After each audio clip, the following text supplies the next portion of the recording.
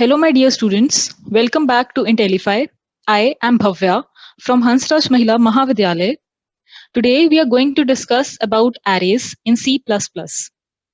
Let us begin with the definition of an array. What is an array? An array is a series of elements that consists of the same type of data, which is placed in successive memory locations, which can be individually referred by adding an index to a unique identifier. My dear students, array is basically a data structure. It is the simplest form of data structures and is very easy to understand. Consider an example where your class teacher has to maintain your record.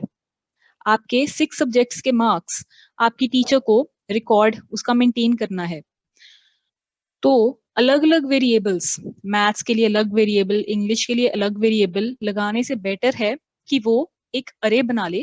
अरे underscore आपका name, for example Keshav, तो अरे underscore Keshav. इस अरे में वो आपके 6 subjects के मार्क्स को स्टोर कर सकते हैं. दैट इज व्हाई अरे is easy to store the values which are having same data type. अभी अगर आपके मार्क्स स्टोर हो रहे हैं उसमें, तो उसमें हम आपका रोल नंबर स्टोर नहीं करेंगे, बिकॉज मे बी आपके रोल नंबर जो है अल्फाबेटिक हो, फॉर एग्जाम्पल A101. ठीक है. तो this is basically the broad definition of array, that the array elements should be having the same data type and they are stored in successive memory locations one after the other. This means that for the 6 values of type int that can be declared as an array without having to declare the 6 different variables. समझ रहे हो कि 6 अलग अलग variables को declare करने से better है कि हम एक अरे डिक्लेयर कर दें जिसकी डेटा टाइप हम इंट रख दें और उसका हम साइज 6 रख दें. तो उसमें हमारे पास 6 एलिमेंट्स एज इट इज हमको प्रोवाइड हो जाएंगे. Instead of using an array, the 6 int values are stored in successive memory locations and all 6 can be accessed using the same identifier with proper index. अब ये index क्या है? This is an important term when we talk about array. Consider this picture here. यहाँ पे जो array है उसका नाम है ARR. ये जो 0 है वो index position है.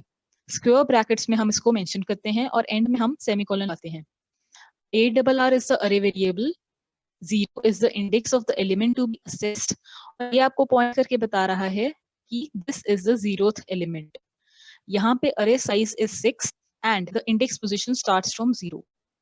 So index position is basically the identifier which helps you in telling about the element positions.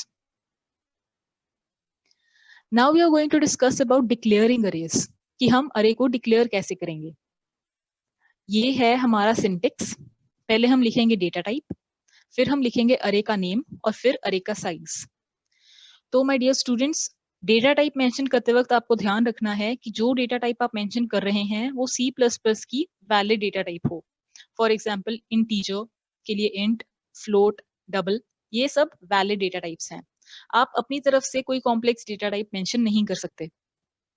अरे नेम को मेंशन करते वक्त आपको ध्यान रखना है कि जो अरे का नेम है वो कोई कीवर्ड ना हो. Keywords are the words that already have a meaning to the compiler. मतलब कि आप अरे का नेम क्लास नहीं रख सकते क्योंकि क्लास एक कीवर्ड है. आप अरे का नेम पब्लिक या प्राइवेट नहीं रख सकते क्योंकि वो असेस स्पेसिफायर्स हैं. Then you have to mention the array size in square brackets. When we are mentioning the array size, we have to be very particular that the array size is in integer format. For example, 10, 12. You cannot put the array size in decimals. That is double या float variable use नहीं कर सकते हैं आप array size के लिए. इस syntax से आप सिंगल डायमेंशनल अरे क्रिएट करते हैं. Single dimension means one dimension only, जैसे आपको पीछे हमने इस डायग्राम में देखा था. This is a single dimensional अरे. द अरे size must be N integer which is greater than 0. अभी इंटीजर में नेगेटिव वैल्यूज भी आती हैं लेकिन हम अरे के साइज को नेगेटिव नहीं रखते हैं. And the type can be any valid C++ data type. To declare a 10 element array called balance of type double, use this statement. तो इस सिंटेक्स को ध्यान में रखते हुए अब हमने क्या किया है, डेटा टाइप को डबल ले लिया, array name is balance and the array size is 10. Then we have ended it with a semicolon. So this statement has created an array of the name as balance, its data type is double, and size is 10. That is, it can store 10 elements, and the index positions range from 0 to 9. Now we are going to discuss about initializing arrays. We can initialize C++ array elements either one by one or by using a single statement as follows. Double balance 5 is 1000.0, 2.0, 3.4, 17.0, 50.0. My dear students, here we have created an array named balance. Its array elements are 5 in number. The first element is 1000.0, the second one is 2.0, the third one 3.4, and so on. This is statement number 1, which helps in initializing the array elements. Let us discuss about this statement. The data type is double. The name of the array is balance. Here we have not mentioned the size, and we have mentioned the same array elements. So what is the difference between these two? Their purpose is the same. They will be initializing the array named balance, and they'll be assigning these particular values to the array elements. But the only difference lies here. In this statement 1, we mention about the size during the initialization. But here we do not mention the size beforehand. The number of values between the braces cannot be larger than the number of elements that we declare for the array between the square brackets. In this case, as we have already mentioned the number 5, so the array elements cannot exceed 5. I cannot enter a sixth array element here. But here, in this case, if I want to enter a sixth array element during the initialization, it is possible. So if we do not mention the size previously, we can add as many array elements during the initialization. But once we mention the size, we have to be very particular that the number of array elements do not exceed the size limit.